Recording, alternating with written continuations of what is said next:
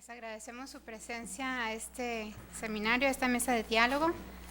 Tenemos el honor de tener entre nosotros al doctor Pablo Mateos, quien viene a presentar su proyecto Ciudadanía Múltiple y Estrategias Familiares en la Frontera México-Estados Unidos.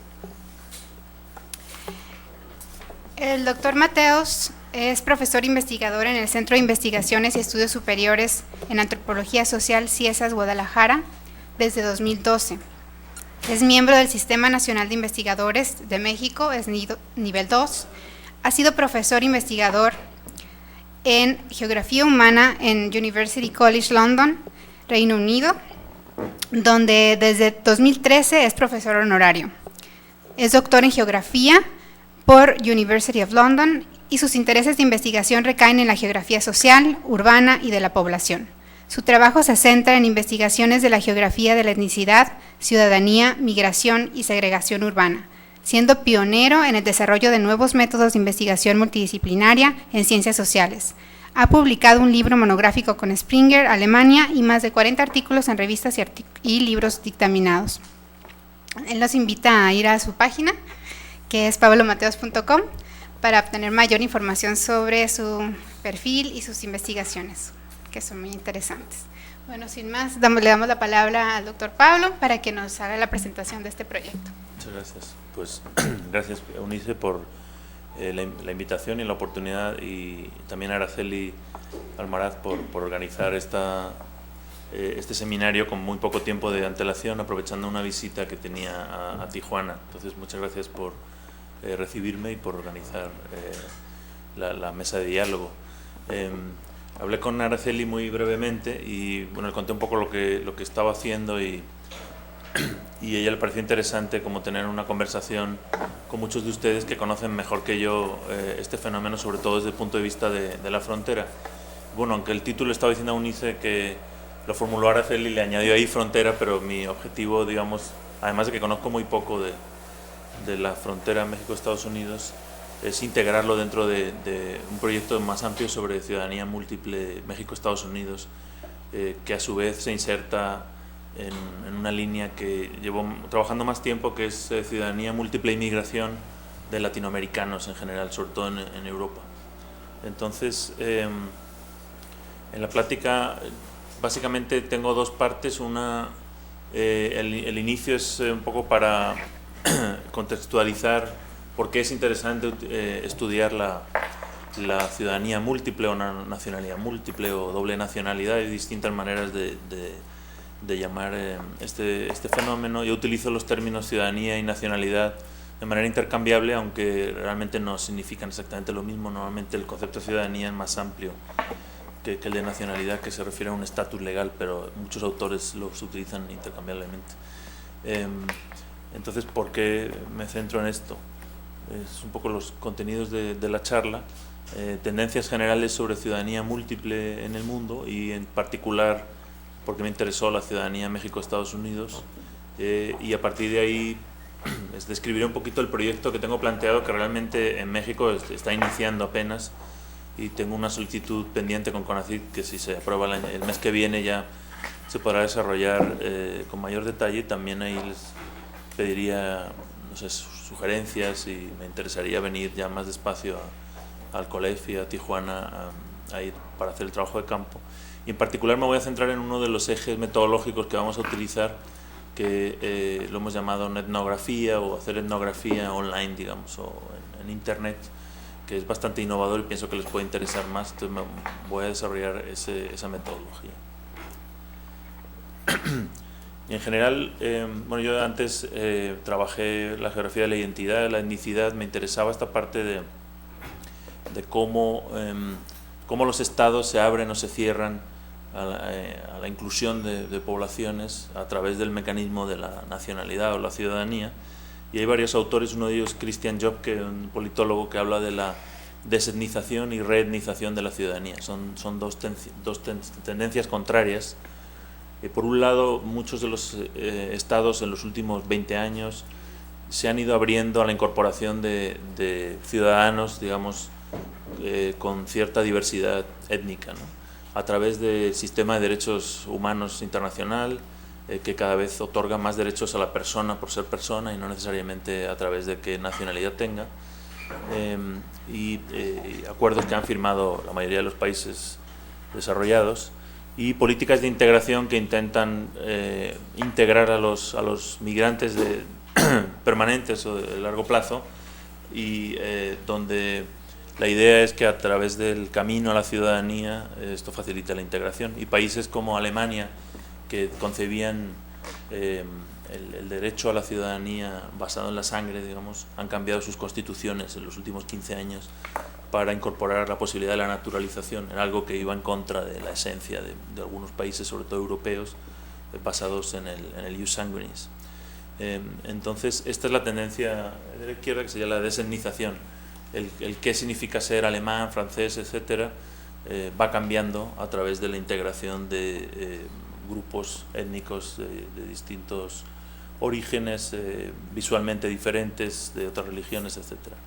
Pero a la vez esto crea un sentimiento de angustia en muchas sociedades, sobre todo en Europa a partir de la crisis, el auge de los partidos de extrema derecha y el populismo, y hay una tendencia contraria que nunca realmente se llegó a ir, pero que Christian Jokke llama la reetnización de la ciudadanía. Entonces, ahondar en las raíces étnicas de qué significa ser ciudadano, con lo cual se facilita, por ejemplo, el acceso a la ciudadanía por ancestros, ¿no? En muchos países incluso se abre la posibilidad.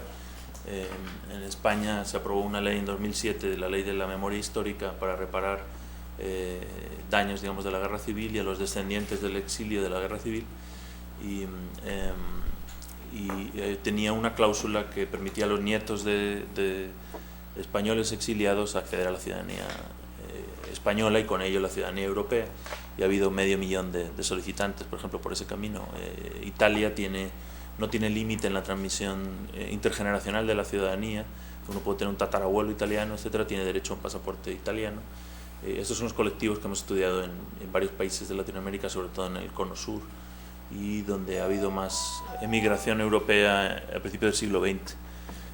También hay países que hacen, si no otorgan automáticamente la ciudadanía por ancestro, si no tienes un ancestro directo, también hay ciertas preferencias para coétnicos o países del ámbito de la esfera cultural colonial, ¿no? Es una especie de poscolonialismo donde, por ejemplo, en los países iberoamericanos que forman la Comunidad Iberoamericana de Naciones, solamente requieren 2 años de residencia para naturalizarse en el país, mientras que al resto de los ciudadanos de otros países, en el caso de España, por ejemplo, les piden 10 años, ¿no? Un inglés que quiere naturalizarse en España necesita 10 años de residencia legal y un iberoamericano solo 2. Y esto es recíproco, ¿no? Por ejemplo, yo me naturalicé en México después de 2 años de vivir aquí. Entonces están esas preferencias culturales, y Francia, Holanda, Bélgica, etcétera, tienen esas preferencias con sus antiguas colonias. Otro mecanismo por el cual se reetniza la ciudadanía, o sea, se vuelve más fuerte el aspecto de jus sanguinis, es a través de la limitación del jus soli. Incluso países como Estados Unidos, que se han basado en la idea de que uno nace en el territorio y es ciudadano 100% desde el momento, independientemente del estatus legal de sus padres, están debatiendo en el Senado. Ha habido varias propuestas para limitar el jus solis a, por ejemplo, la residencia legal de uno de los 2 padres. En la República Dominicana, como nos contaron la semana pasada en el Seminario Permanente de Inmigración, se ha limitado con carácter retroactivo todos los descendientes de haitianos que han nacido en la República Dominicana, independientemente de la edad que tengan, desde los años 30, me parece, ese derecho de jus soli. En Irlanda se quitó el derecho automático de jus solis a partir de un caso de una señora africana que se movió a Irlanda para tener un hijo. Entonces, este discurso, digamos, populista de que pues, inmigrantes ilegales vienen a tener hijos ciudadanos, lleva a estos partidos a restringir el jus solis. Y por último, casi todos los países europeos han introducido exámenes de ciudadanía, que era algo que si bien era común en los países tradicionales de inmigración, Estados Unidos, Canadá, Australia, etcétera, en Europa era muy raro, y han empezado en los últimos 10 años un test lingüístico por un lado y un examen de integración ya se ha hecho muchas veces a los propios ciudadanos y no lo pasan, ¿no? Digamos, a los nativos. Y en esos exámenes hay que como revisitar qué significa ser español, francés, británico, ¿no? Son muy incómodos. Mientras que, por ejemplo, a un tataranieto de un italiano en Argentina no se le pide ningún examen de integración, de conocimiento lingüístico, etc. Estos exámenes están hechos para excluir a los africanos que viven en Italia y a los que se consideran menos italianos, pese a haber nacido ahí y haberse socializado allá. Entonces, bueno, es un poco el panorama general de esas tendencias y por eso me interesó esta conexión entre la etnicidad y la nación y la migración, cómo viene la migración a romper ese equilibrio. Entonces, en la literatura sobre ciudadanía y migración me llamó la atención que en general casi toda la literatura se centra en país por país o en pares de países, ¿no? México, Estados Unidos, Marruecos, Francia, etc. Y asumen esta trayectoria unidireccional entre que el migrante parte de un país de origen, en un primer y único flujo migratorio se muda, digamos, de país, se asienta y tras un tiempo de permanencia y de espera en el que se supone que se tiene que integrar o asimilar, se le da la ciudadanía por naturalización como premio, ¿no? Es esta visión unidireccional de la migración y casi toda la literatura que hay, sobre todo en ciencias políticas y legales que tratan mucho la ciudadanía, se basan en Europa, por ejemplo, país por país, cuando la realidad es otra. Los migrantes, digamos, nunca piensan que se han mudado de país, no siempre están pensando en regresar o ir y volver. En muchos casos la ciudadanía lo que permite precisamente lo contrario, ¿no? El poder regresarme o ir y venir, no necesariamente el asentamiento. Y en el caso europeo, dada la intercambiabilidad de derechos a través de las ciudadanías de cualquier país miembro, o sea, cualquier persona que tenga un pasaporte de los 28 miembros de la Unión Europea tiene los mismos derechos de movilidad, laborales, educativos, etcétera, dentro de la Unión Europea.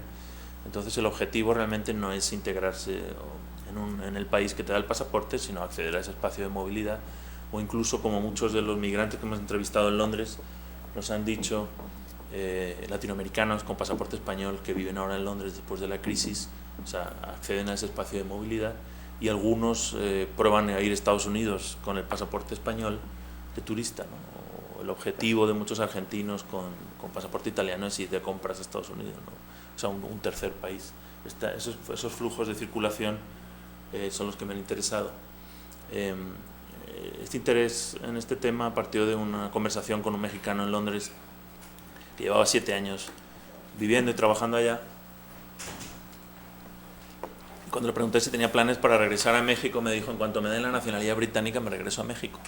Y para mí fue un parteaguas, porque entonces descubrí, ¿no?, que no tenía nada que ver con lo que habla la literatura de integración, la ciudadanía como premio, el hecho de que vas a ser británico y no te vas a ir a vivir a España, ¿no?, a otro sitio, o volverte a tu país.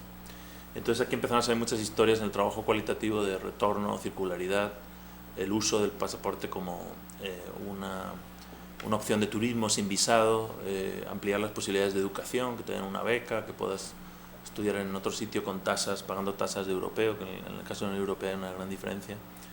El interés en la transmisión familiar, muchos de los descendientes de españoles en Latinoamérica, su interés, digamos, no es para sí, sino para poder transmitirlo a sus hijos, dejárselo un poco como una herencia, igual que le deja a uno un patrimonio, y ampliar esas posibilidades. En el caso de Argentina, otra vez, a partir de la crisis de 2001, donde, con el corralito financiero, etcétera, los que tenían pasaporte europeo tenían más opciones de salir al día siguiente y tener un trabajo en otro sitio, o mover sus ahorros.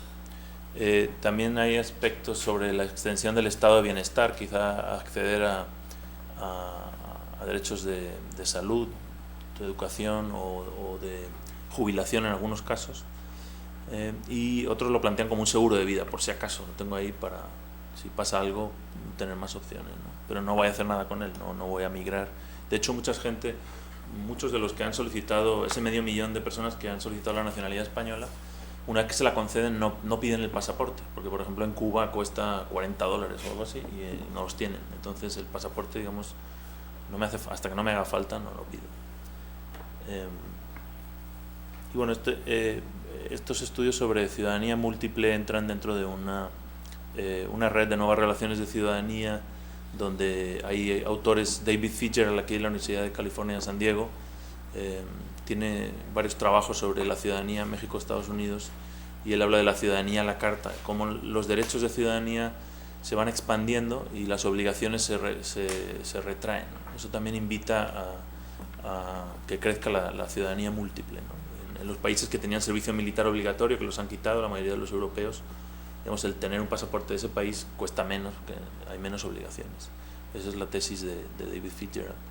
Y luego otros autores hablan de la ciudadanía posnacional, ya los estados cuentan cada vez menos, los llaman los posnacionalistas, porque hay una ciudadanía global, este sistema de derechos humanos internacional, etc.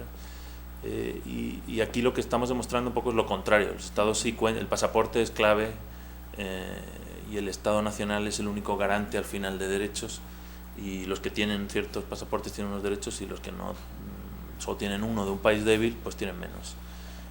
Y otros conceptos como la ciudadanía flexible, la ciudadanía pragmática, que son estas prácticas de utilizar estratégicamente los pasaportes. Pero en general la mayor parte de la literatura sobre este tema se centra en cuestiones de no renuncia de la nacionalidad, que es por ejemplo las leyes que se han aprobado en muchos países latinoamericanos en los últimos 15 años, o cuestiones del voto en el exterior y de la participación transnacional de las comunidades en el exterior a través de la nacionalidad, pero solamente del voto. Del voto hay mucho. La parte de circulación no he encontrado tanto. Entonces, bueno, ese era el contexto.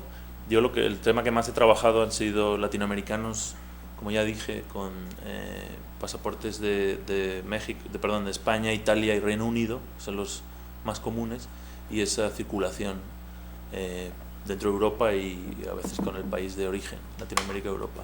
Al llegar a México empecé a interesarme por el tema de la ciudadanía México-Estados Unidos y comparándolo un poquito con las diferencias, mientras que en Europa tiende a predominar el modelo ius sanguinis, la transmisión por la ancestría de la ciudadanía. En Estados Unidos es mucho más un modelo de ius soli, por nacimiento en el suelo, y el principal mecanismo es la naturalización, con esta idea del melting pot y la asimilación, etcétera, mientras que en Europa el mecanismo de naturalización y de integración es más selectivo. Están estos exámenes de ciudadanía, hay preferencias para coétnicos y las excolonias, etcétera. Siempre está este sesgo cultural hacia cada nación de Europa.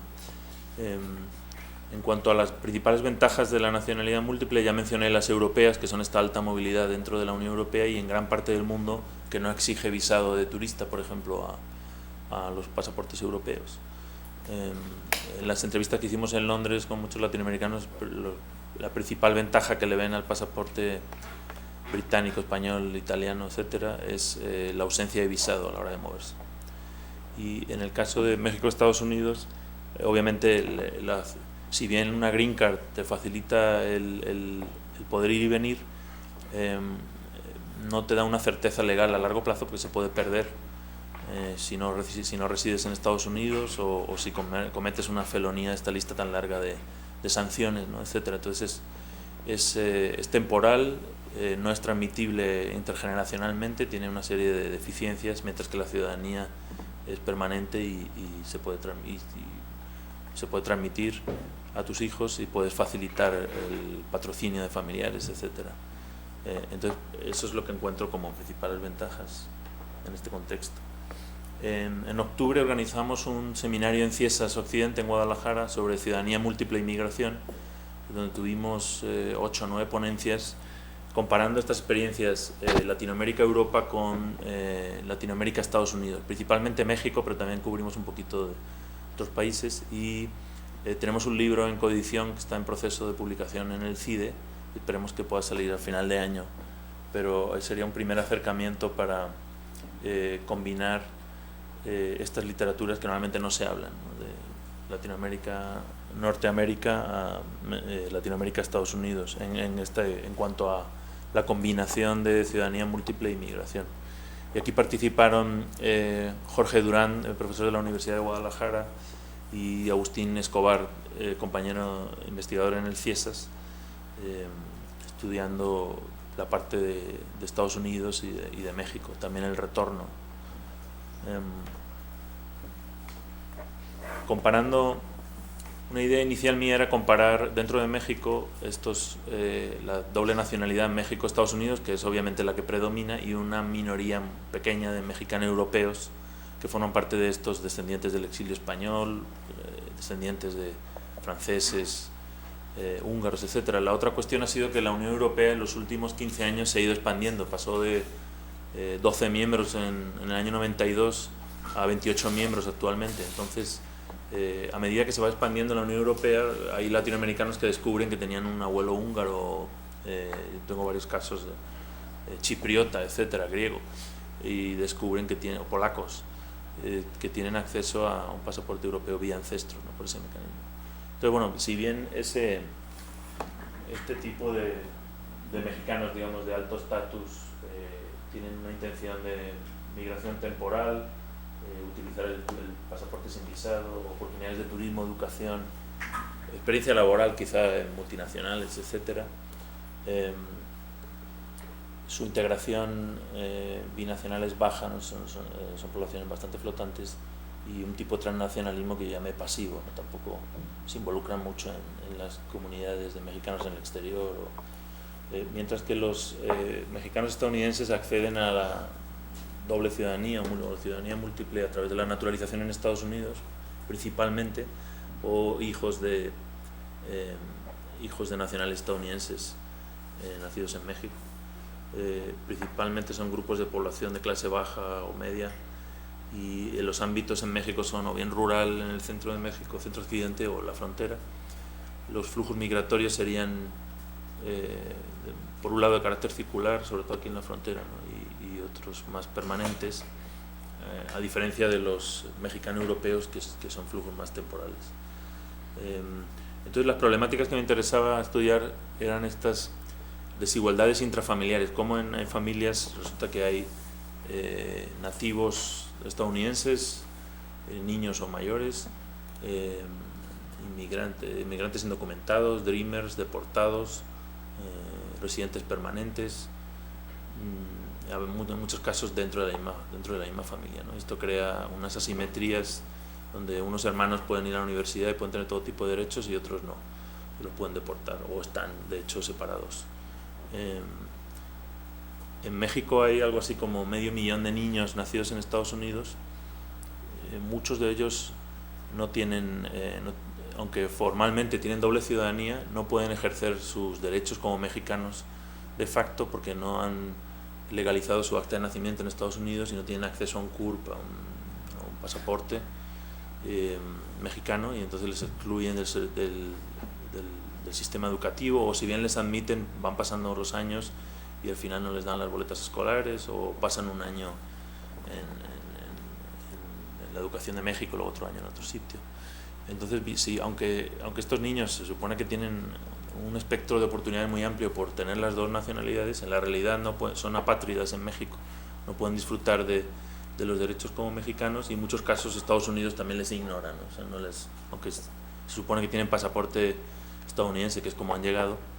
El consulado de Estados Unidos, por ejemplo, en Guadalajara, yo los invité a participar en este seminario y a involucrarse, y aplicamos a una pequeña beca, y no se interesaron, dijeron que el tema no era relevante. Entonces te dice mucho un poco de cuál es su interés sobre ese 500.000 de niños que tienen en ese México. Es un poco los puntos de interés en este estudio. Como decía, estamos empezando, entonces todavía no tenemos casi datos. El tema de la naturalización, siempre se ha dicho que los mexicanos en Estados Unidos tienen la tasa más baja de naturalización. Aquí hay algunos datos. Voy a mover por aquí. Estos son naturalizaciones desde que hay datos en el año 1987. El número de naturalizaciones en Estados Unidos de mexicanos. Entonces, a partir de mitad de los 90, cuando empiezan estas leyes de Clinton limitando los beneficios sociales a los extranjeros, independientemente de que tuvieras green card, fueras residente permanente, empezaron a limitar los derechos a Medicare y a distintos servicios, además de que te pueden detener y siempre es más sospechoso aunque tengas green card. y si te detienen los derechos son menores que los de un ciudadano.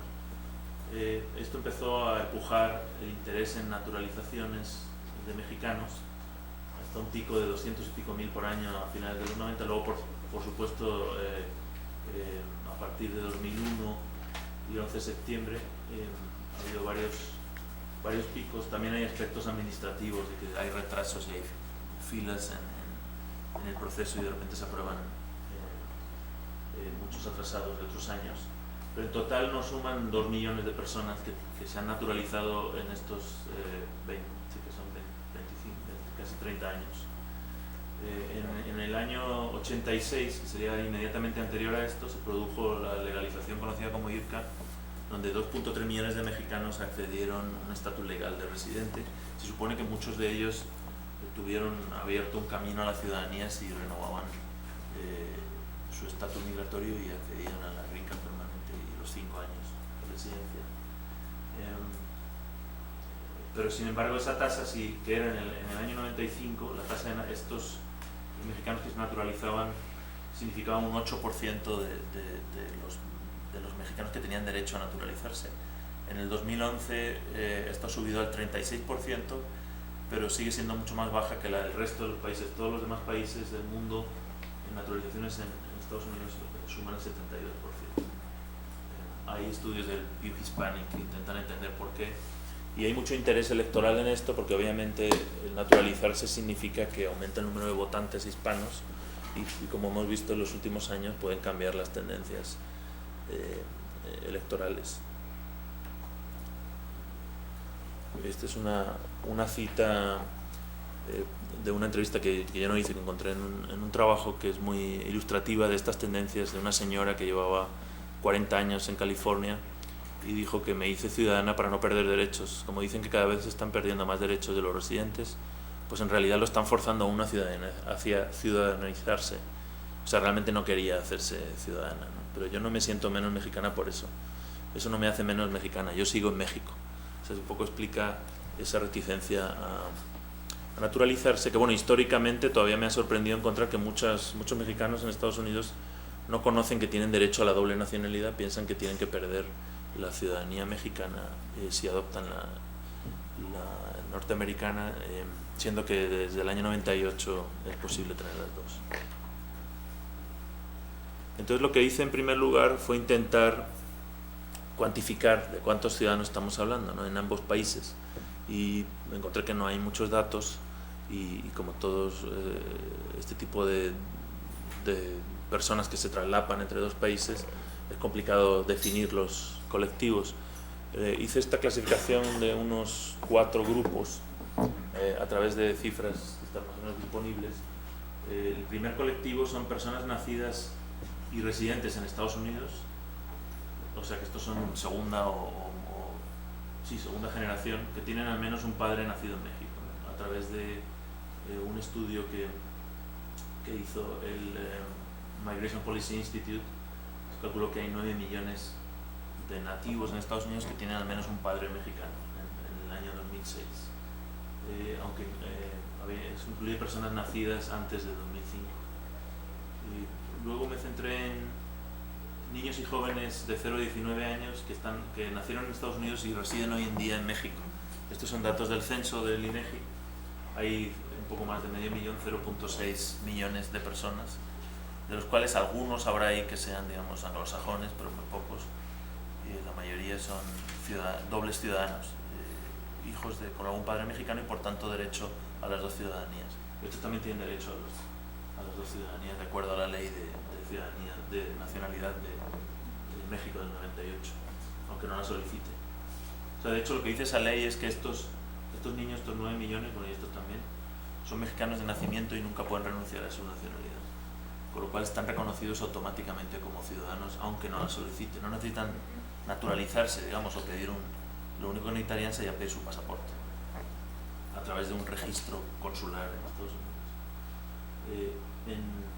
Estos son los mexicanos nacidos en México, naturalizados en Estados Unidos en el periodo que mostré en el gráfico anterior, 2.2 millones, asumiendo que ninguno ha fallecido. Obviamente algunos de estos han fallecido. Y por último, mexicanos residentes en Estados Unidos que tienen derecho a naturalizarse pero todavía no lo han hecho. Hay varios estudios sobre esto, como dije, porque hay interés en ver ese potencial de votantes que se podría convertir en votantes. 3.5 millones de personas que han pasado ya el tiempo de residencia y tienen green card y podrían solicitarlo. En total suma un total de 15.4 millones de personas que tienen derechos, si lo solicitan hoy, a los dos pasaportes.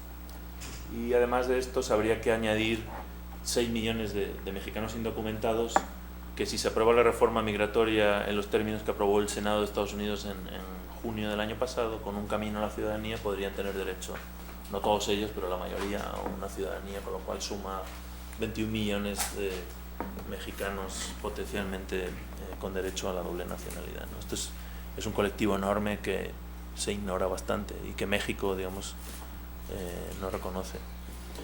Y ya para ir cerrando un poco, el proyecto que hemos planteado en torno a ese contexto se centraría en la hipótesis, digamos, principal, es que la ciudadanía múltiple forma parte de diversas estrategias de movilidad y opciones de vida que se toman al interior de las familias y provocan estas disimetrías en ambos países, dentro de las familias también. Es un poco, la ciudadanía múltiple forma parte como de un capital. En el caso latinoamericano con Europa lo llamábamos, Jorge Durán y yo, capital étnico. Es un capital que te han transmitido y que tú transmites. En este caso sería un capital legal, o sea, un patrimonio que hay que cuidar y hay que establecer los caminos, claro, a ver qué interesa tener un hijo en Estados Unidos, que fulano se legalice digo, con un contrato o algo así, o mantener esa green card para poder patrocinar a un familiar, o sea, convertirse en ciudadano y poder patrocinar a otro familiar, etcétera, ¿no? Y bueno, aquí tengo otros objetivos y preguntas de investigación ya con más detalle, creo que no voy a entrar en ellas, pero cómo estas prácticas y estas estrategias de movilidad y opciones de vida permiten acceso a ciertos derechos o hay una carencia de derechos, como en este caso que mencioné de los niños que retornan, que no tienen acceso a la ciudadanía formal mexicana, y las injusticias, digamos, que se crean dentro de las familias. Y aquí ya es en más detalle en cuanto a las experiencias y las preguntas de investigación, pero bueno, básicamente es esto que ya he descrito. Sería como formar unas tipologías de trayectorias y de tipos de migrantes y de esas estrategias. La metodología tiene básicamente como 4 patas. Una es esto de análisis estadístico sobre la información secundaria que hay disponible y una base contextual o de carácter legal. La etnografía clásica, queremos hacer etnografías en algunas familias. No dije que el proyecto que he planteado es con Agustín Escobar y Magdalena Villarreal, mis compañeros en Ciesas. Magdalena tiene experiencia etnográfica en el área de Mexicali, Caléxico y en otras zonas de California con jaliscienses. Entonces sería hacer etnografía clásica con algunas de esas familias. También en una serie de entrevistas cara a cara a migrantes y a agentes institucionales o a organizaciones. Y la otra pata que está arriba a la derecha es la etnografía, que sería utilizar internet y la web social para recabar testimonios, experiencias, etcétera, con las ventajas que tiene de la multiplicidad de acceso. Y hacer observación participante en estos foros, identificar actores clave y quizá intentar entrevistarlos luego por Skype. Y este último punto es el que voy a dar los últimos detalles al final de la plática. Es un área que, bueno, tiene distintos nombres: etnografía virtual, etnografía online o investigación online. Y uno que está pegando últimamente es netnografía, que hace el juego de la palabra etnografía y la red. Y hay ya un libro monográfico de Cosi Netnography, de un antropólogo comercial. Y bueno, en general en los últimos 5 años hay muchos estudios sobre cuál es el impacto de las redes sociales y en general de las tecnologías de comunicación e información en la migración. Daniel Miller tiene este libro de Tales from Facebook, donde estudia familias caribeñas en el Caribe y en Londres y cómo se organizan a través de Facebook y Skype, la vida cotidiana, digamos, de contacto. y hay muchos otros estudios sobre migración y estas tecnologías. No hay tanto sobre foros de discusión, que es el tema que yo he trabajado más. Entonces yo entré en este tema estudiando el acceso a la nacionalidad española. Me encontré con un foro muy grande de discusión. Este es su continuación, se llama Registro Civil. Y los foros son este tipo de formato ya como muy de los 90, pero que ha sobrevivido bien, donde uno lanza una pregunta y otros responden, y como es totalmente abierto, el contenido de estas preguntas está disponible en búsquedas de Google. Entonces, si uno hace búsqueda de Google, ¿cómo saco mi pasaporte español de argentinos?, resulta que este foro sale al principio, sale mucho antes de que las páginas del gobierno español, digamos. Y así es como llegan a estos foros. Entonces, en un trabajo previo que hice con Jorge Durán, que está publicado aquí en Migraciones Internacionales, en el número 23, lo titulamos Residencia frente a ancestros en la adquisición de ciudadanía española, está publicado en inglés. Lo que hicimos fue analizar ese foro con 54.000 mensajes y 6.000 usuarios. Bajamos los mensajes y ante ese volumen de información buscamos los que hablaban de nacionalidad, y al final los tuvimos que analizar manualmente con un asistente de investigación que fue leyendo una proporción importante y asignando perfiles de usuario a muchos de estos migrantes, ¿no?, por países, por rutas de acceso. En general lo que encontramos fue esa dicotomía entre residencia en España frente a ancestría. Y fue muy interesante ese recurso, porque con pocos medios y 2 o 3 meses conseguimos acceder a un universo de información. Estos son algunos de los hallazgos que, bueno, son específicos de ese estudio sobre ciudadanía europea y ciudadanía española. Pero salían testimonios muy interesantes sobre esas estrategias familiares y esos aspectos de circularidad, movilidad, transmisión intergeneracional, capital étnico, etc. El balance que hicimos de ese primer intento de estudio etnográfico fue que obviamente es muy barato de recolectar y no hace falta transcribirlo. Las respuestas en este caso son más o menos honestas. Hicimos algún seguimiento de las personas que más habían escrito y en general eran coherentes, ¿no? Habían dicho una cosa en un momento y 2 años después lo mantienen. Aunque el usuario es anónimo, obviamente uno se inventa un nombre de usuario y eso también le permite contar su vida, porque si no, en Facebook, por ejemplo, que hemos hecho ya algún intento, eres tú, entonces no eres tan abierto a la hora de contar tu vida. Pero obviamente algunos cuentan solamente una parte de su vida, las historias de vida están incompletas.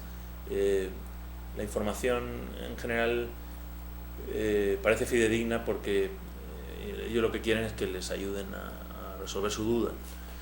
Y obviamente la estrategia de investigación es totalmente ad hoc, porque no podemos hacer ningún tipo de muestreo ni saber si los que están en este foro son representativos de todos los argentinos, etc. Lo que sí vimos, por ejemplo, por países, es que en el caso latinoamericano Bolivia y Ecuador tenían un menor porcentaje de participación en el foro respecto a las estadísticas de migración españolas, por un menor acceso a Internet en general, tanto en España como en los países de origen, y quizá un menor nivel educativo, ¿no? Y obviamente, como este foro era en español, otros países, Marruecos, Rumanía, otros países de habla no española también están bajamente representados. Entonces en México empezamos esperando que llegó Peña Nieto y CONACYT estuvo sin sacar convocatorias de ciencia básica ni de ningún tipo durante año y medio para poder empezar una investigación más amplia.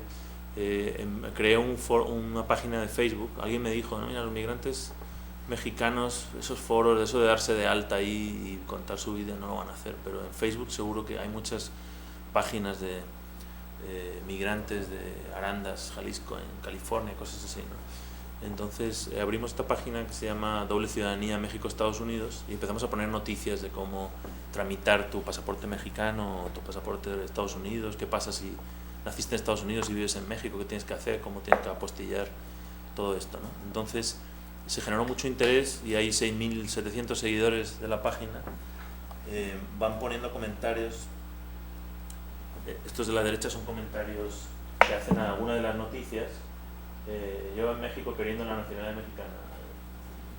a mí no me importa. Por ejemplo, yo lancé una pregunta, ¿no? ¿Green Card o pasaporte? En el debate de la reforma migratoria hubo un momento de estancamiento a finales del año pasado donde muchos grupos defensores de migrantes empezaron a decir, bueno, si el obstáculo es la ciudadanía, que no quieren los republicanos, queremos que sí haya una regularización sin ciudadanía.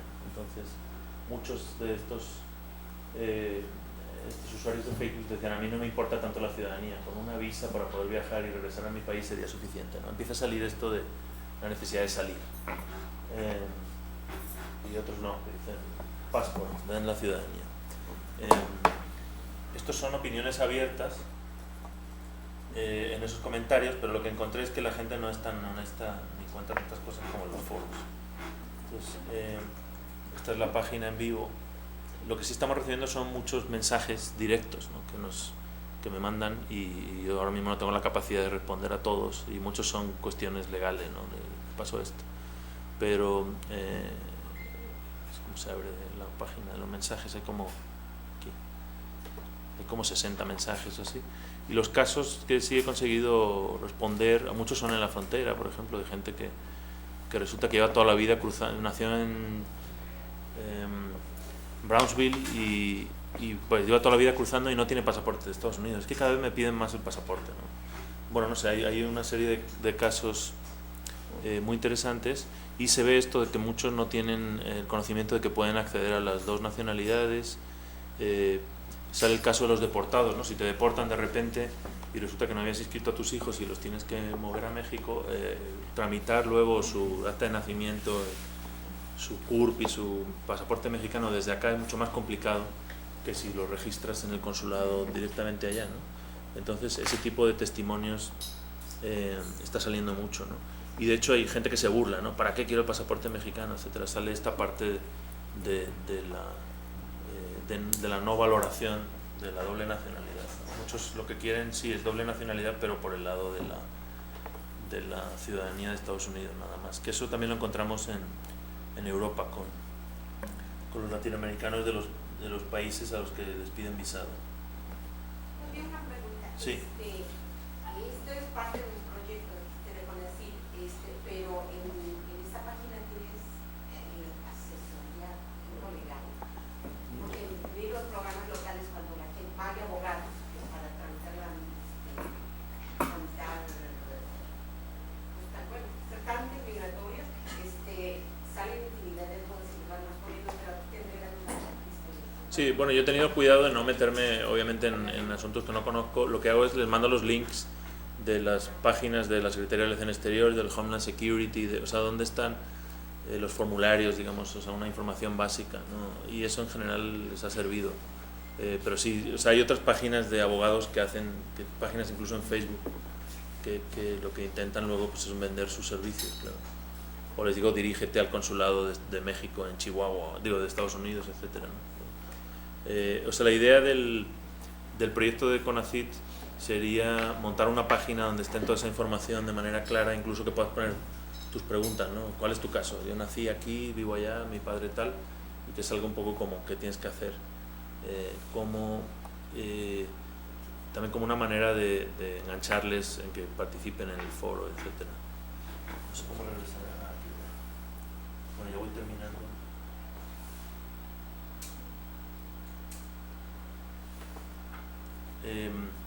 En Facebook, entonces, esta primera experiencia frente a los foros que analicé anteriormente, Facebook es parte de este mundo de vallas cerradas que llaman el Internet cerrado. Lo que tú pones en Facebook no está disponible en búsquedas en Google, por ejemplo, es información más cerrada, no es abierta. Tienes necesidad de obtener likes, amigos, etcétera. La red es cerrada, si no, no pueden ver el contenido de la página, en muchos casos. Tiene sesgos de generación, obviamente, de edad y representatividad. El problema de la falta de anonimidad compromete la honestidad en los comentarios, a no ser que sean mensajes directos. Es una involucración efímera, mientras que los foros, el que entraba, digamos, 3 años atrás, iba contando su caso, ayuda a los que van más atrás en el proceso, y muchos sí vuelven a contar, a ayudarse unos a otros. Y las ventajas que tiene es que Facebook te da perfiles demográficos de dónde están tus amigos, incluso puedes anunciarte, de hecho así obtuvimos muchos de los likes, poniendo un pequeño anuncio que va orientado a, por ejemplo, personas que hablan español en Estados Unidos y que tienen interés en temas migratorios. Y el muestreo tipo bola de nieve, obviamente la gente le pasa los links de Facebook a sus amigos en las redes de confianza, y eso a veces es más fuerte que un abogado o que la Secretaría de Relaciones Exteriores. Oye, fulano, mira, esto te interesa, porque así pasaban muchas de las noticias. Pero bueno, la idea sería utilizar Facebook como una plataforma de captación para alimentar un foro más amplio, que sí sea abierto. Hay foros sobre este tema, por ejemplo en Univision tiene algunos, este se llama Futuros Ciudadanos, y el tipo de preguntas y mensajes que hay aquí son muy parecidos a los que encontramos en Europa. Sobre cómo consigo el pasaporte, con la Green Card me pasa esto, ya me quiero regresar. Pero luego hay otro, o sea que tenemos Facebook y redes sociales, foros de discusión, que son redes de autoayuda, y obviamente páginas estáticas. Y otro área que me parece muy interesante son comentarios a noticias o a blogs. En general todos los periódicos están en línea y también permiten hacer comentarios a ciertas noticias. Entonces, por ejemplo, este es una especie de periódico blog en Estados Unidos de habla hispana, donde a partir de una noticia sobre hijos de mexicanos que se benefician con la doble nacionalidad, se generan 104 respuestas que ya hemos compilado. Y resulta que prácticamente de las 104, el 90% son del mismo tipo de los mensajes que me están mandando a mí en Facebook. No sé si alcanzan a leer ahí, pero quiero saber cómo pueden cruzar mis hijos nacidos en Estados Unidos. Uno tiene pasaporte, el otro no. Tengo una sobrina que nació en Kentucky, vive en Mexicali, ¿cómo hago tal? O sea, es el mismo tipo de casos. ¿Cómo hacerle para pedir la doble ciudadanía? Mis dos hijos ya están en México, o sea, familias separadas. Sobre todo con niños, ¿no? El problema de que se encuentran en el país donde no tienen pasaporte mexicano, o su padre quiere que se vayan a Estados Unidos y no tiene el pasaporte de Estados Unidos. Mucha gente no sabía en el foro, por ejemplo, que si han nacido en Estados Unidos tienes derecho a ir al consulado y pedir tu pasaporte de Estados Unidos. O sea, van a pedir el visado, ¿no?, en lugar del pasaporte, ¿no? Entonces, bueno, pues es un poco el planteamiento del proyecto. Obviamente la parte etnográfica tiene sus debilidades, y por eso la complementamos con entrevista y etnografía presencial. Y sí contemplamos la posibilidad de hacer encuestas, pero con los recursos que hay en este tipo de proyecto no nos daba para hacer unas encuestas un poco representativas, entonces quizá eso lo dejaremos para más adelante. Y me interesaba cómo recabar sus ideas y preguntas sobre su experiencia, sobre todo en la frontera, con este tipo de personas con doble nacionalidad, y qué carencias tienen los monociudadanos, ¿no? O personas que no tienen derecho, o son indocumentados, etcétera, o retornados. Muchas gracias. Gracias, Pablo. La dinámica de esta mesa es no tanto hacer solamente preguntas, sino presentarnos y dialogar. Yo creo que cada uno de nosotros tenemos algo que decir o que aportar sobre el tema. Algunos de ustedes han vivido en la frontera por algún tiempo, han estado realizando estudios de frontera ligados a la ciudadanía o a estrategias familiares. Entonces sí sería importante que tuviéramos más que nada un diálogo sobre sus impresiones del proyecto. Entonces no lo voy a hacer así, es libre por supuesto, ¿no? Entonces les pido que levanten la mano quien quiera participar, y yo voy a ir tomando los nombres. Sí. Sí.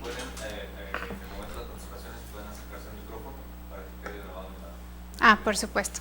Sí. ¿Con quién empezamos?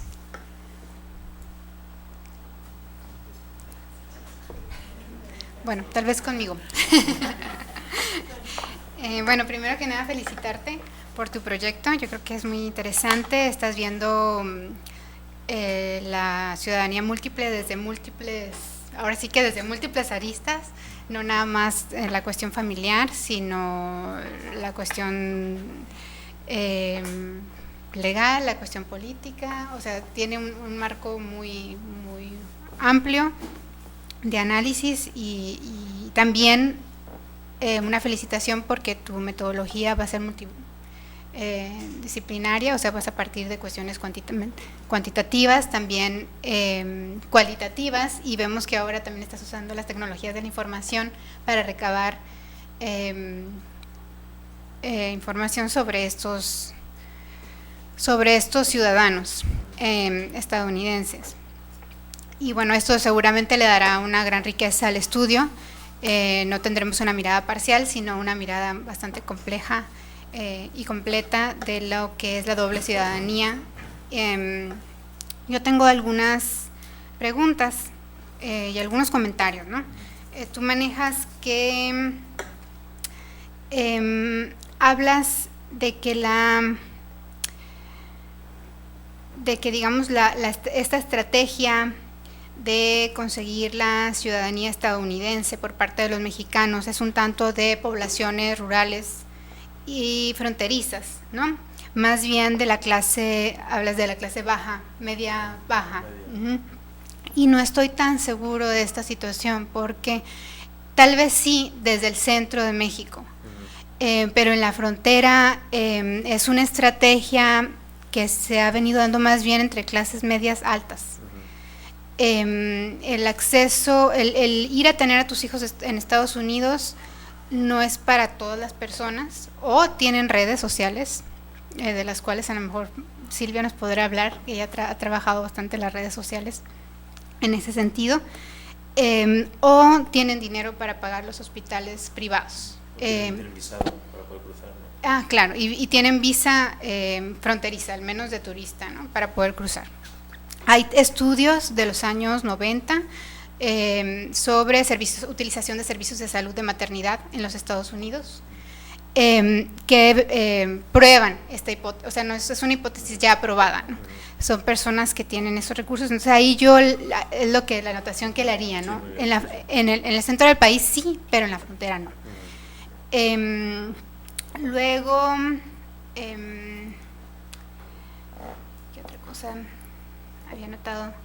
Entonces que en ese sentido también este proceso sería un proceso selectivo, porque hablas que es un proceso abierto. Sí. Entonces, bueno, abierto un tanto sí, porque quien cruza y tiene a sus hijos, o sea, puede obtener esa ciudadanía por ese nacimiento, por haber nacido en ese suelo, en ese lugar. Sí, es un tanto abierta, pero no es tan abierta en el sentido de que cualquier mexicano puede hacerlo. Hay una selectividad por medio. Entonces, esa cuestión también me fijé en el cuadrito que tienes. Y bueno, yo creo que tengo otras cuestiones, pero yo creo que ya con eso podemos abrir la discusión. Y bueno, ¿quién quiere continuar con la intervención? Buenos días. A ver. Simplemente, yo solamente quería hacer un comentario. Creo que aquí en Baja California, a la zona fronteriza, se necesitaría como un estudio más enfocado a la zona, porque aquí en Tijuana, yo soy de aquí de Tijuana, el estudio de las familias que están divididas, pues yo creo que toda la gente que vive en Tijuana, bueno, la mayoría, tenemos 2, 3 hermanos viviendo en Estados Unidos, un tío, un abuelo. Entonces es una comunidad que se ha integrado de tal forma por lazos familiares, lazos de trabajo. Entonces, como que aquí en la frontera amerita un estudio mucho más particular, porque es diferente la problemática, como decía la doctora Vargas. Quizás en el centro de México sea en la clase baja donde se da ese fenómeno, pero aquí en Baja California, en Tijuana particularmente, en Ensenada sobre todo, se da a otro nivel. Entonces sí, como que en la frontera la problemática es mucho más diferente, y creo yo que sí debería de estudiarse un poco más. Quizás sea porque estás en la frontera y te sientes muy mexicano, como para defender la mexicanidad, ¿no? Y hay gente que dice, no, pues mejor vámonos todos al otro lado. Entonces hay mucha... Sí, hay diferentes formas de pensar en cuanto a esto. Mucha gente pues no quiere ir al otro lado, y muchas personas dicen, no, pues ya estamos ahí, ya casi, ¿no? Es una línea la que te divide. Pero los que hemos crecido aquí en la frontera lo sentimos como algo muy normal, cruzar la frontera, vas a ver al tío, al primo, vas de compras, ahora con los mecanismos de cruzar la frontera que se han dificultado tanto, pues ya piensa uno 2 veces para ir. Antes ibas 3 veces a la semana, ahora dices, ay, voy cada mes, porque hacer 2 horas de fila y todo eso como que se complica, no vas a perder 2 horas ahí sentado nada más. Entonces la problemática en la frontera, sobre todo en Tijuana, es mucho más peculiar, diría, ¿no? Entonces el modo de pensar de las personas en la frontera sí difiere bastante del resto de la población mexicana. Silvia, gracias. Sí, lo que pasa es que aquí más bien habría que hablar de que se trata de relaciones transfronterizas, sí, que están ya pues muy presentes en la vida cotidiana, y que, por ejemplo, todas estas estrategias del trabajo en Estados Unidos, vivir en México, los hijos nacidos en Estados Unidos, ir a la escuela, pero vivir en México, pues han estado presentes desde hace mucho tiempo, ¿no? Ya desde el año 90 nosotros hicimos un estudio, bueno, se intentaba hacer una encuesta binacional, solamente se hizo el estudio piloto, y también se hicieron entrevistas, ¿no? que dieron cuenta de todas estas estrategias, y que, bueno, han ido cambiando con el tiempo, ¿no? Según han ido cambiando las condiciones para el cruce, pero sí hay pues una circulación constante, ¿no? de las personas, de la cultura, las tradiciones, la comida, el idioma, etcétera. Y por ejemplo, el estudio de Nancy con familias transfronterizas, ella podrá hablar más acerca del asunto, pues muestra todo eso, y cómo, aunque estas familias, un miembro de la familia trabaje de aquel lado, afecta toda la dinámica familiar, ¿sí? Y bueno, y son familias, yo creo que pues cuando tienes la posibilidad de conseguir una visa, y creo que o sea, las distintas clases sociales lo buscan, ¿no? Obviamente pues las personas con mayores recursos tienen esa facilidad, pero creo que cada vez más las personas de bajos recursos tienen como ese objetivo, ¿no? de obtener su visa. No sé, conozco una persona que obtuvo la visa por motivos de salud, y durante muchos años estuvo cruzando así, y finalmente ya con el tiempo logró pues que le dieran el visado, porque ella cruzaba nada más, o sea, para ir a la cita con el médico, ¿no? Y ya después, o sea, tuvo esta otra posibilidad. En fin, las estrategias son muy diversas, ¿no? Por ejemplo, también durante la crisis que tuvimos de violencia en Tijuana, pues muchas familias que tenían posibilidades para irse, pues se fueron a vivir allá, ¿no? Y la cuestión, por ejemplo, de la educación, todavía hay muchas familias que llevan a sus hijos a estudiar allá, y bueno, y muchos de ellos porque, o sea, tienen la nacionalidad, ¿no? Entonces eso ha facilitado las cosas. Ciertamente ahora ya no es tan sencillo el cruce, ¿no? Como antes, pero los que pueden obtener la Sentry, que es la visa que te permite cruzar muy rápido, pues llevan a sus hijos a la escuela, ¿no? O sea, eso sigue pasando. Entonces, sí, definitivamente, como dice la profesora, pues el contexto de la frontera te da otras posibilidades, ¿no? Esta proximidad geográfica, y que incluso para muchas personas, ya desde el año 90 que les preguntábamos o sea, no había como una diferenciación del espacio, ¿no?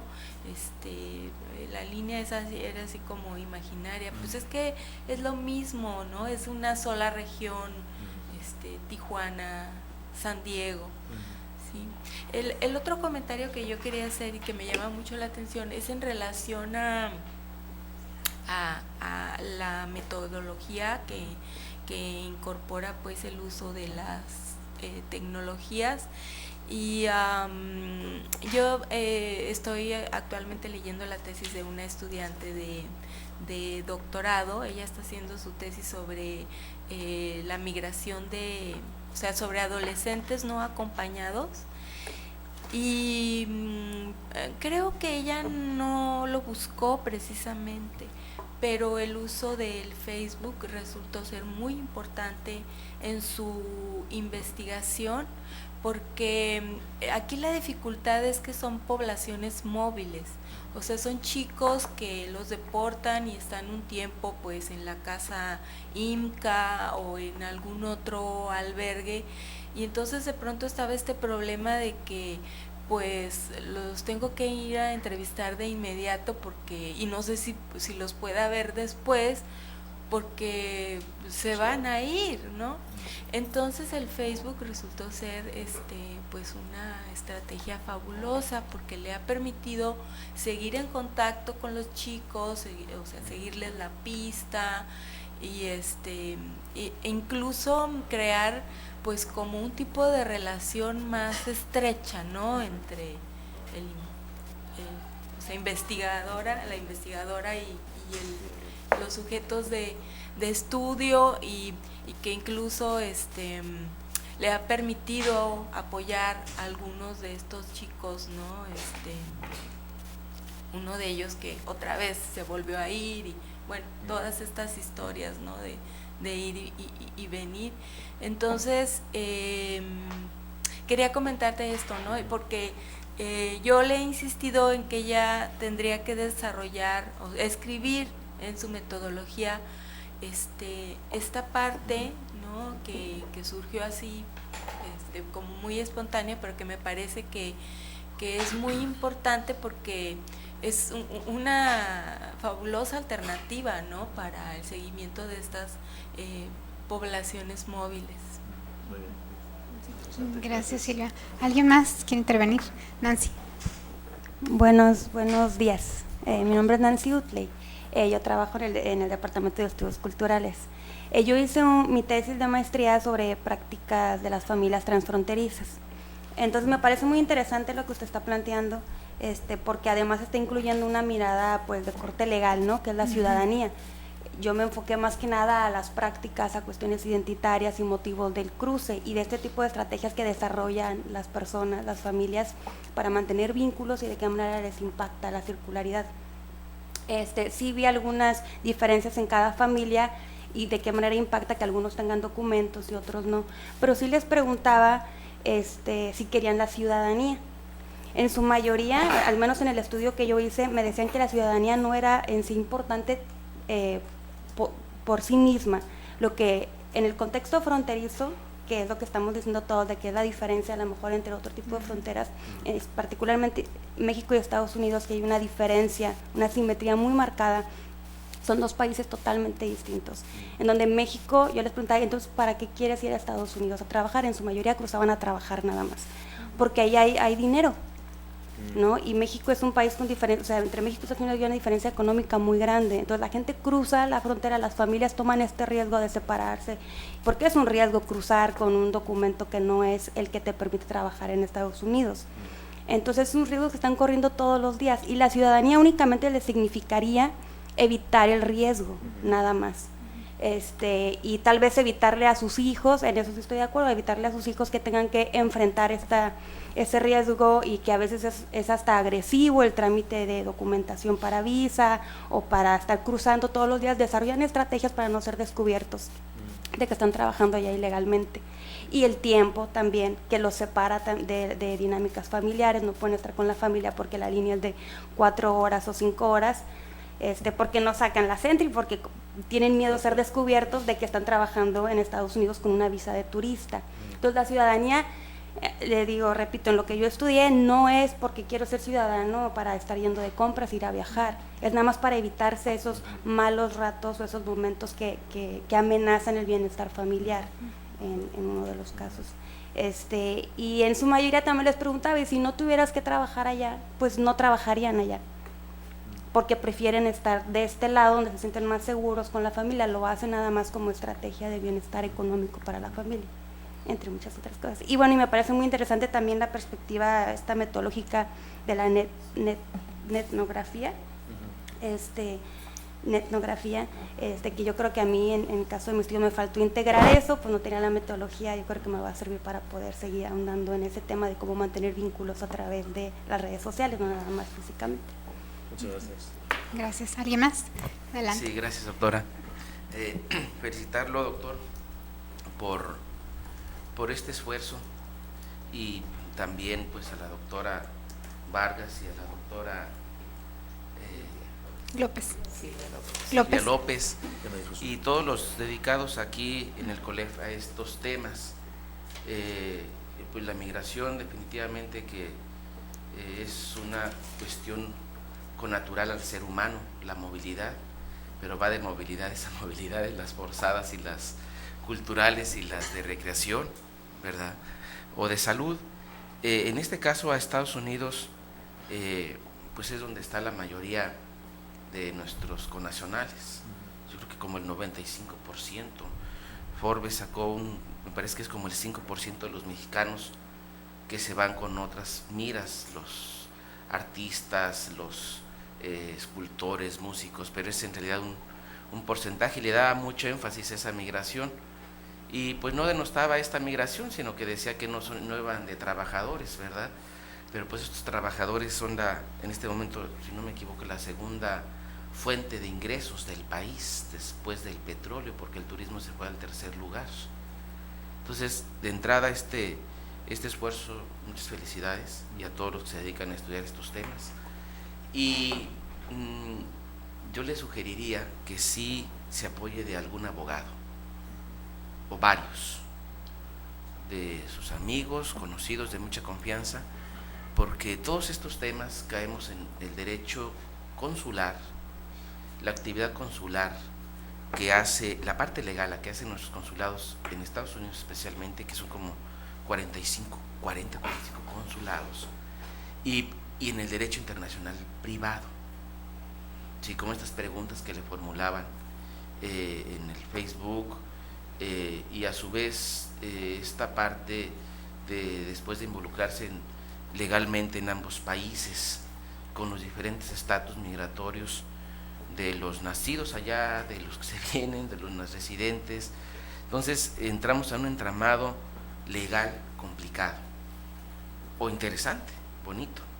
Hay infinidad de convenios internacionales, no solo estos de derechos humanos, sino de estos que hablan de esta relación bilateral con Estados Unidos, y estamos hablando pues como unos 200 documentos de derecho internacional privado. Entonces valdría la pena que sí, en su momento, para que esas orientaciones que usted haga o que las canalice a estos abogados, pues que la hagan, porque sí, al final de cuentas, después de esta visión social y antropológica, pues la gente quiere resolver su estatus legal.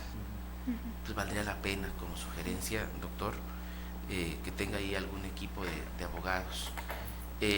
Yo le pregunto, ¿el CIESAS de Occidente está en dónde? ¿En Guadalajara? Guadalajara, sí. Es centro de Investigaciones y estudios superiores en antropología social. Depende del CONACYT. Sí, Perfecto, no lo desconocía, fíjese.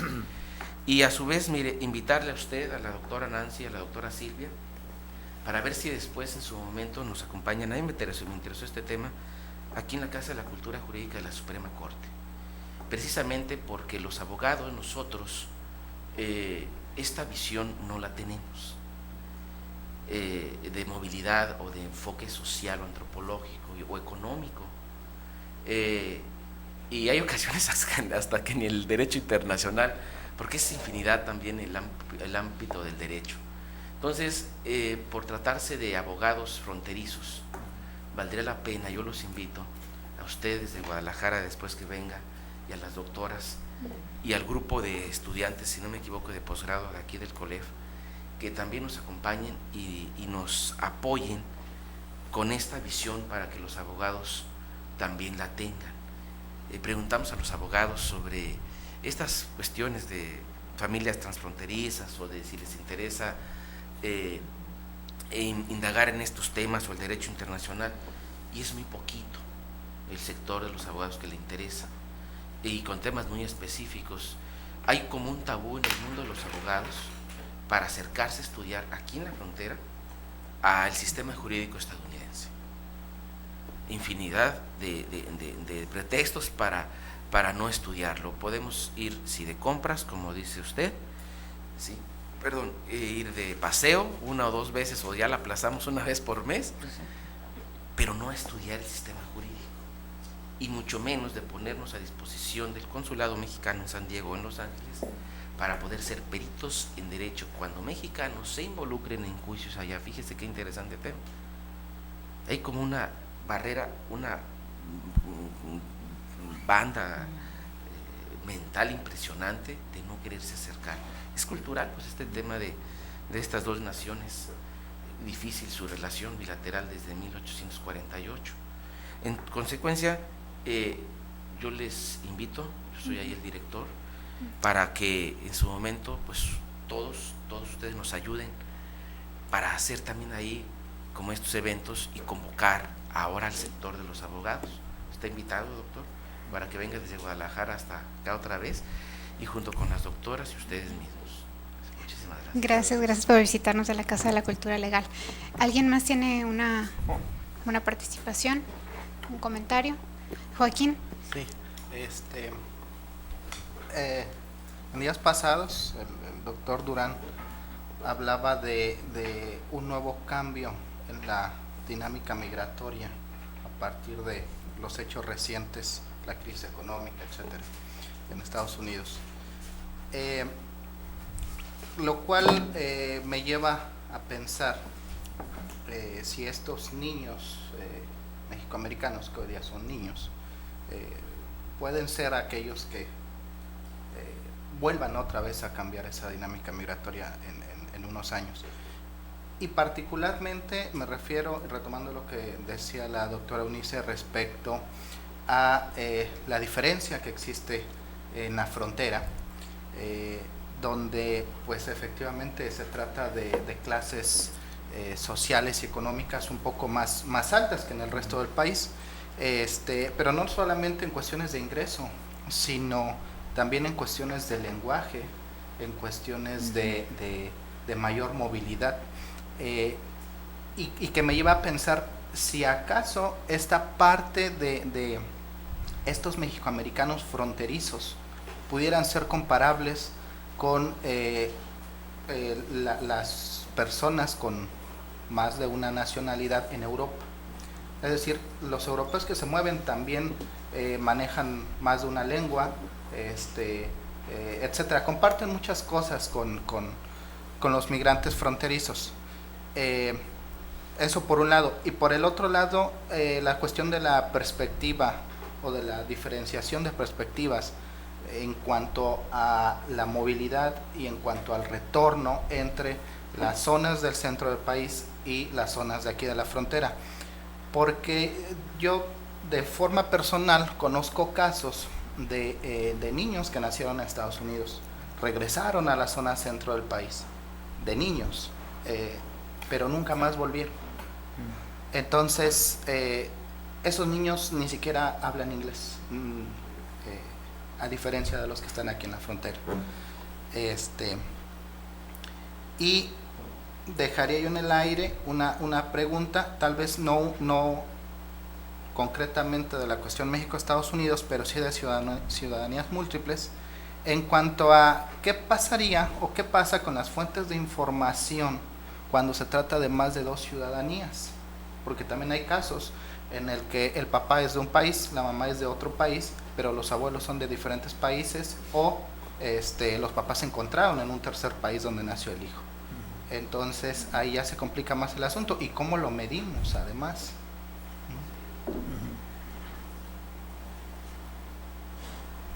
¿Alguien más? Bueno, pues, como Sí, ¿puedo ir rápido al baño? Sí, por supuesto. Tome todo el agua. Una disculpa.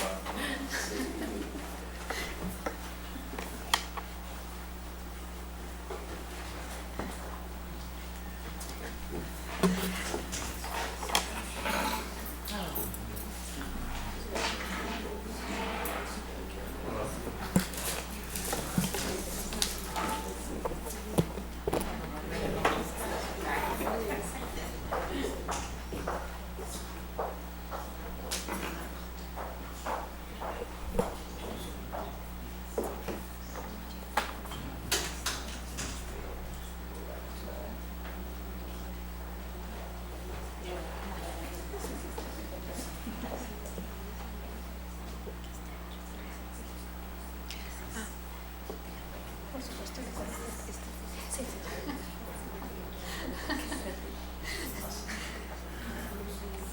Ya vamos a terminar.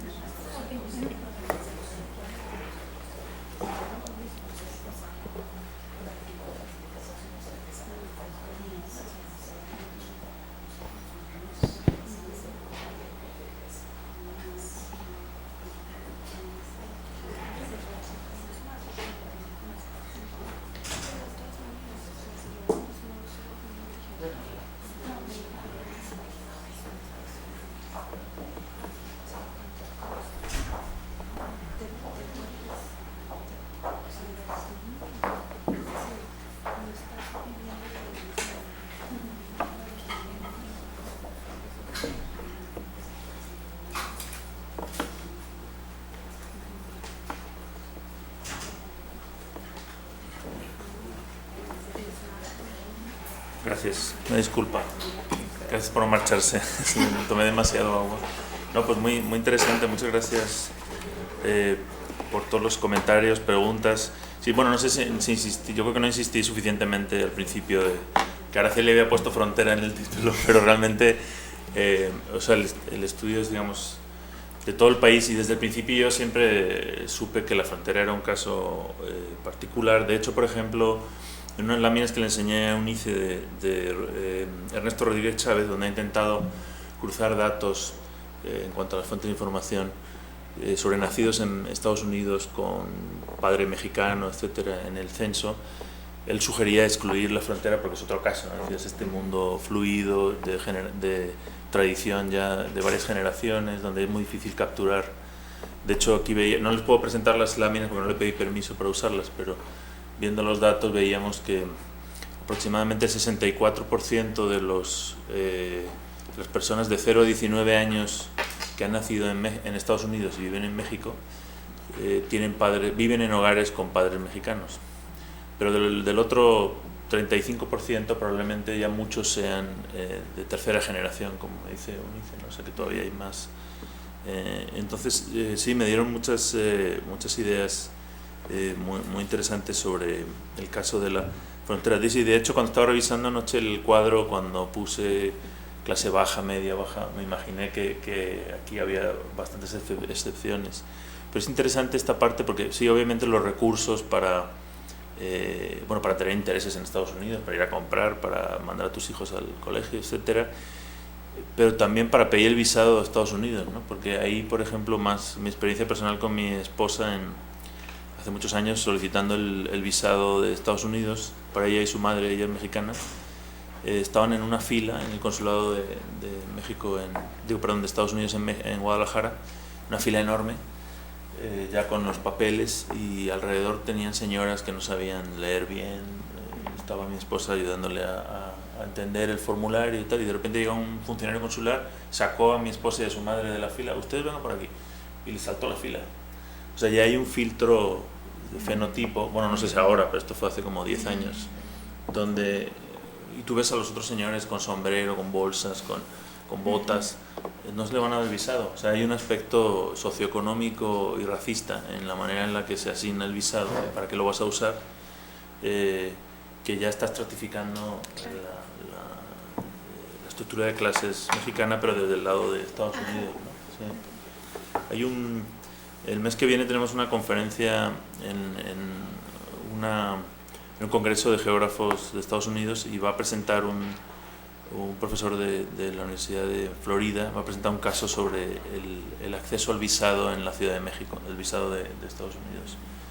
Entonces es interesante cómo confluyen ahí aspectos raciales, socioeconómicos y de clase por el lado de Estados Unidos.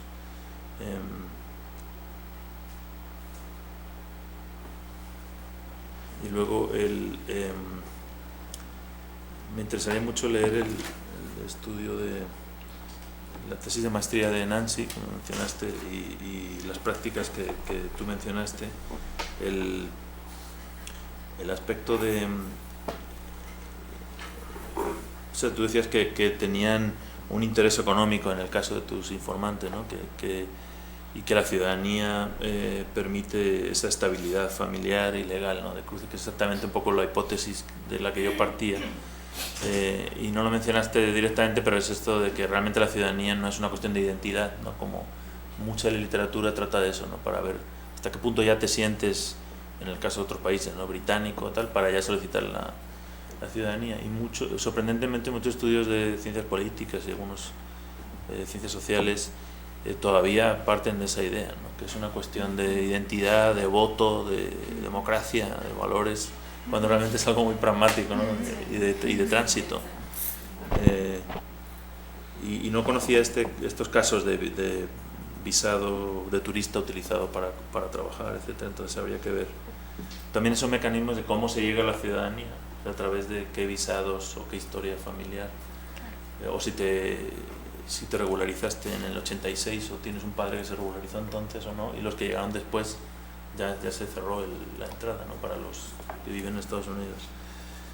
Y mi interés era ver qué diferencias prácticas hay entre familias que sí tienen ciudadanía y otros que no tienen. O sea, esto del canal centrio, no sé, esas cuestiones que resuelven la vida al final. Ayer hablé con Laura Velasco, aquí, que hoy no podía estar, y ella me habló de entrevistados donde deportados que tenían green card y se la quitaron porque cometieron una falta de tráfico menor o dos, y entonces ya te la quitan. Entonces, si eres ciudadano, me imagino que será muy difícil. También te pueden quitar la naturalización, pero eso son ya por crímenes o algo así, ¿no? Entonces, la ventaja ahí de la ciudadanía sería la no reversibilidad. Mencionaron muchas cosas muy interesantes. Pero sí, obviamente tengo en cuenta que la situación y la historia de la doble ciudadanía en la frontera es mucho más es distinta y con una profundidad histórica mucho más compleja que me imagino que se remonta a 1848, cuando había familias que les tocó la línea. Claro. Y de hecho no en el 48, sino a lo mejor 20 o 30 años después, cuando empezaron a deportar a chinos, que fue cuando se marcó, ¿no? La frontera, y resultaba, espera, tú nacías allá o acá, o como, o sea, que forma parte de la propia imposición de esa frontera.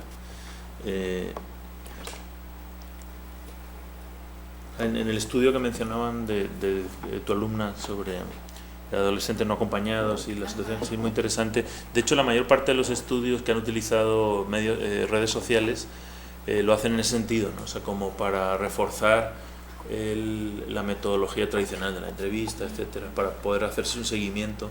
Y ahí es donde realmente se produce una investigación más rica, porque ya te conocen en persona, entonces te van a confiar, no están escribiendo como si yo les escribo, que no me conocen, no saben quién soy. Y muchos de los estudios estos de etnografía parten de esto, ¿no? Por ejemplo, forman un panel para investigar un tema, o incluso en la antropología comercial, que es de donde partió este libro que mencioné de Cosinets. Él viene de ese mundo más de las empresas, de la antropología de investigación de mercado incluso, y ahí han descubierto que se ahorra mucho dinero, digamos, a la hora de montar un panel físico y luego hacen el seguimiento online.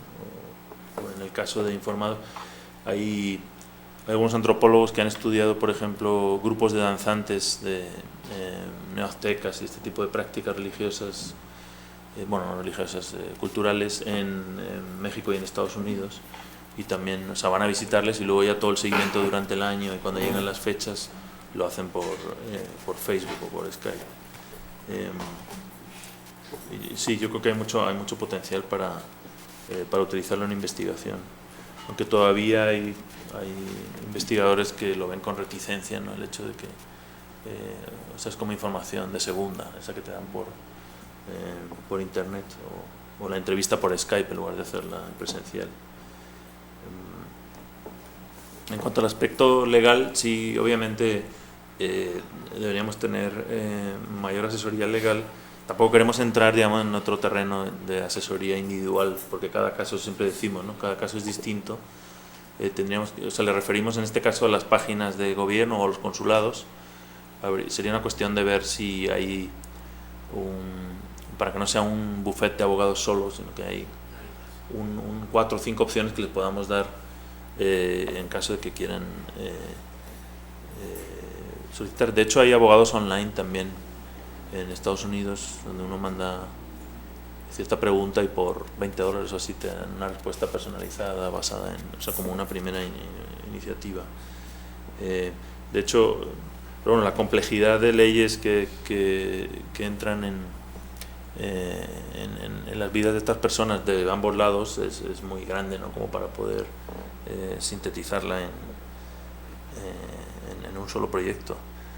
Pero sí sería interesante si hacemos esa página, por ejemplo, con recursos, que a partir de ahí se puedan seguir a otros vínculos con ya una asesoría más personalizada. En general, los migrantes, los que me he encontrado en Facebook, se ve que tienen pocos recursos. O sea, porque el hecho, por ejemplo, de contactar el consulado en Chihuahua o cosas así, ya se les hace un mundo, ¿no? O ir allá. Y que es el problema por el cual muchos de estos niños no tienen papeles mexicanos, porque el proceso es complicado. O sea, si no tienes el acta de nacimiento del niño, estás en México con tus niños nacidos en Estados Unidos. Si no tienes el acta de nacimiento de Estados Unidos, del estado, el condado que lo dé, tienes que solicitarlo y luego tienes que apostillarlo y traducirlo legalmente, ¿no? Y cada uno de esos trámites, yo he buscado links y tal, dependen de cada estado de Estados Unidos, o no sé si en algunos casos será incluso municipal. Entonces, una vez que está apostillado y traducido, tienes que registrar el nacimiento en la Secretaría de Relaciones Exteriores. No sé si ya estás en México, no sé si se puede hacer aquí o tienes que hacerlo con el consulado de origen. O sea, es un proceso que si lo va a hacer una persona sola, digo, yo a lo mejor lo podría hacer, pero con tiempo y con esfuerzo. Pero en general estas personas te necesitan a un asesor que lo haga. Y alguien calculó que el coste mínimo por acta de nacimiento, o sea, solo en el trámite son 1.000 pesos, más mensajería y más asesores. Entonces, una familia humilde con 6 hijos nacidos en Estados Unidos, que está en un pueblo perdido de Zacatecas, no lo va a hacer. Entonces, se quedan sin el certificado de primaria los niños, ¿no? O sea, esas cuestiones pragmáticas, yo creo que el Estado mexicano lo podría facilitar mucho. De hecho, por ejemplo, este es el caso de niños ya en México, pero el caso contrario son niños mexicanos en Estados Unidos que no tienen su acta de nacimiento, y ahora que viene, por ejemplo, la reforma migratoria y van a tener que demostrar su identidad, tienen que empezar. Por ejemplo, el estado de Chihuahua, en una feria que hubo sobre Chihuahua o algo así en Los Ángeles, se llevó un kiosco de estos de donde uno consulta su CURP o su acta de nacimiento, conectó a internet y ahí empezaron a salir actas de Chihuahua, pero solo estuvo 3 días ahí, ¿no? Entonces, ayer Laura Velasco me dijo que en el Baja California, no sé si Baja California Sur, Oaxaca también hizo algo parecido para sacar actas de nacimiento de oaxaqueños que trabajan aquí, y no sé si en un día o en 2 días atendieron a 3.000 personas. O sea que es un problema del sistema en México para acreditar la identidad, y en el caso de los dobles nacionales se complica mucho más. Se podría facilitar eso. Y por ejemplo, el caso extremo sería el IFE permite el voto de los mexicanos en el exterior, y ha habido ahora varios análisis de la experiencia del 2012, donde solamente hubo 50.000 votos o algo así, ¿no? De los 12 millones de mexicanos que hay fuera. Y ese es el caso extremo, porque además uno necesita tener la credencial del IFE vigente, que solo se puede sacar en México. Entonces es muy paradójico cómo en teoría está el derecho de voto en el exterior, pero en la práctica no se puede ejercer el voto. Sí, esos son quizá como ejemplos mundanos que muchas veces en ciencias sociales no toman centralidad porque son así como están en los márgenes, pero que la vida de la gente determinan tus opciones en la vida muchas veces, ¿no?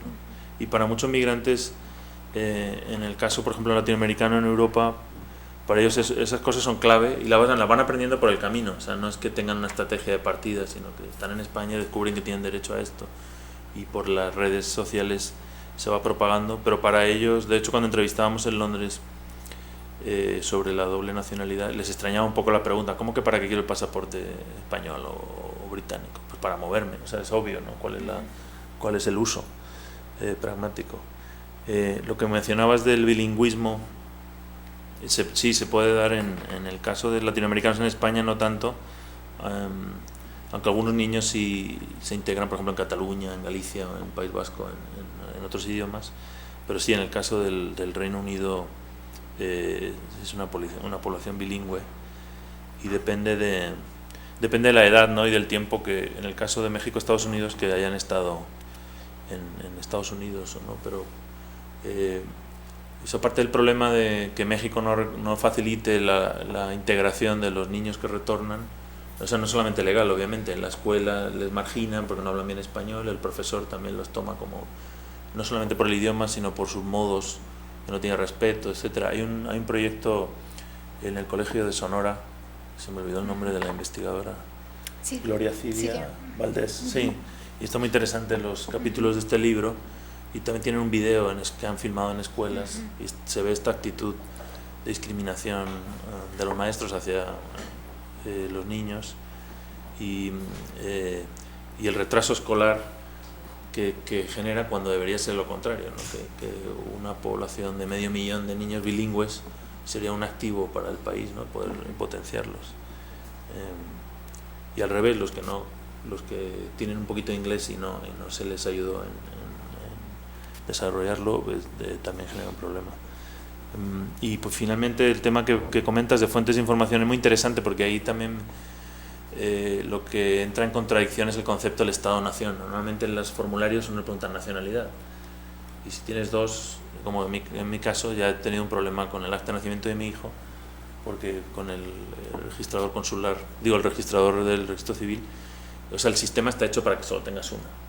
De hecho, por eso de estos 700.000 personas nacidas en Estados Unidos que tienen nacionalidad mexicana, o sea, no sabemos mucho de ellos. El censo, por ejemplo, de Inglaterra en el año 2011, el último, preguntaba qué nacionalidades tienes. De hecho, preguntaba qué pasaportes tienes. Y entonces ahí ya se están empezando a analizar combinaciones muy interesantes. Mi hijo, por ejemplo, que nació en Londres, tiene 3 nacionalidades. Entonces ahí lo reportamos. La nacionalidad nuestra, de los padres y del hijo. Pero en general todas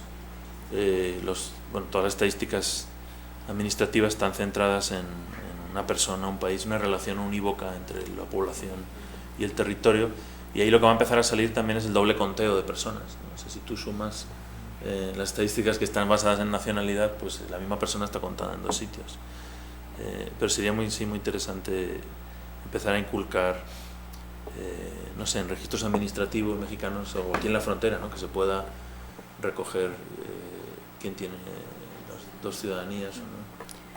Y por ejemplo, en las escuelas existe, yo creo, gran ignorancia sobre lo que se puede hacer. Por ejemplo, no se le puede negar la inserción escolar al niño. De hecho, o sea, ya el certificado podría salir diciendo que fulano de tal, que se supone que es fulano. O sea, de alguna forma no va a decir que es fulano de tal, pero que el que dice que es Juan López se graduó de la primaria, ¿no? O sea, aún no teniendo el certificado. O sea, ya ha habido avances, pero ni las escuelas, los directores, o sea, no conocen esos avances que se han tratado más bien como a nivel un tanto político. Entonces sí hay un problema de inserción y de rezago. Y yo traté de ver qué pasaba de acuerdo al lugar de nacimiento del niño, ¿no? Si los nacidos en Estados Unidos de retorno reciente tenían más problemas en rezago que los retornados mexicanos, nacidos en México. Y encontré que efectivamente en áreas muy urbanas sí, el rezago de los niños nacidos en Estados Unidos en grados de escolaridad es mayor que el de los niños nacidos en México. Entonces, de alguna forma, digo, como para probar o ver si el no tener los papeles afectaba su continuidad escolar, y efectivamente en áreas muy urbanas sí, en áreas rurales no. Curioso. Bueno, son preguntas muy interesantes, podríamos seguir platicando sobre esto. ¿Tú querías hacer por una último, intervención más? Sí, por último, doctora, lo que mencionó el doctor del año de 1848. En la Casa de la Cultura Jurídica, la Suprema Corte resguarda alrededor de 7,000 expedientes históricos, desde 1834 hasta 1950. Y pasando el año de 1848 es muy interesante, pues no solo refleja la parte legal, un archivo, un expediente, sino que refleja también el modo de vivir de esa sociedad, de estas personas. Está a su disposición por si algún día lo quieren consultar. Es un número de 7,000 aproximadamente, fíjese. Especialmente después de 1848, hacia 1870, pasando por el Tratado de Maclean Ocampo. Entonces nos refleja precisamente cómo es que se vino acomodando la sociedad, y desde el punto de vista jurídico también, y pues tranquilizando esas personas, porque se quedaron muchas inquietudes y uno las ve reflejadas en casos. Es muy interesante. ¿Y empieza en 1834? Es el más antiguo. ¿Pero de la zona de Baja California? No, ¿o qué cubre? del Archivo Histórico de la Suprema Corte aquí en Tijuana. Está el archivo histórico del municipio, está el archivo histórico del Instituto de Investigaciones Históricas de la UABC, y y el de la Asociación de Historia de Tijuana. En el caso de nosotros, son procesos, ¿verdad? Pero pues no solo refleja cómo se llevó un proceso, las sentencias.